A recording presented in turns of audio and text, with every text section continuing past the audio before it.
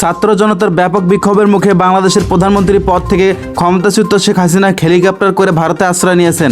তার দেশ ছেড়ে চলে যাওয়ার পর অন্তর্বর্তীকালীন সরকার প্রতিষ্ঠার ঘোষণা দেওয়া হয়েছে।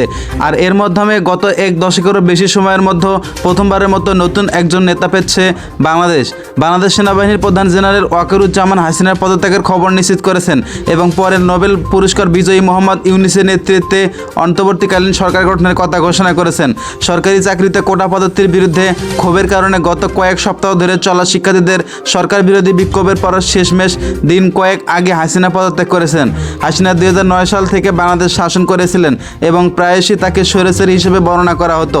তার ক্ষমতায় থাকার সময়কালে রাজনৈতিক বিরোধীদের গণগ্রেপ্তার এবং নিরাপত্তা বাহিনীর বিরুদ্ধে মানবাধিকার সম্পর্কিত নিষেধাজ্ঞার দ্বারা চিহ্নিত করা হয়েছিল বলে বার্তা সংস্থা এএফপি বলেছেন।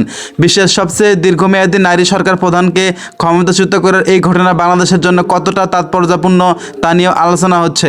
দেশের অন্তর্বর্তীকালীন দেশনেত্র এখন থেকে অর্থাৎ বর্তমান পরিস্থিতি থেকে কোথায় যাবে এবং হাসিনার শাসনামলে যে গণতান্ত্রিক পদচারণ দেখা গিয়েছিল তা থেকে সরে আসতে পারবে কিনা সেই প্রশ্ন ঘুরপাক খাচ্ছে।